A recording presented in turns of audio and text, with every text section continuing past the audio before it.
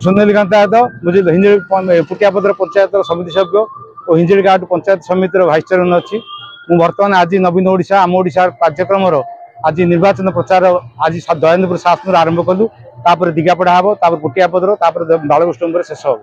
आज नवीन 6 थर पर मुख्यमंत्री जाऊँगी तेणुक सौभाग्य विषय जे आम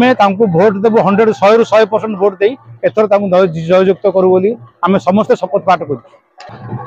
आमर सब एसएचजी ग्रुप समस्त शपथ कर जोड़ी संख्यार भोट देवाई गोटे एमपी पाई गोटे एमएलए देकर आम नवीन बाबू 6 थर मुख्यमंत्री करूँ समस्त शपथ कर देव शंखचिन्ह आम शंखचिन्ह नवीन बाबू आम हूँ मुख्यमंत्री तेणुक आम यहाँ भाग्यवान मन करुँ आम एरिया जन जा मुख्यमंत्री से आम भाग्यवान आमर निर्वाचन तारीख अच्छे मु दिगापड़ार समस्त माँ भौणी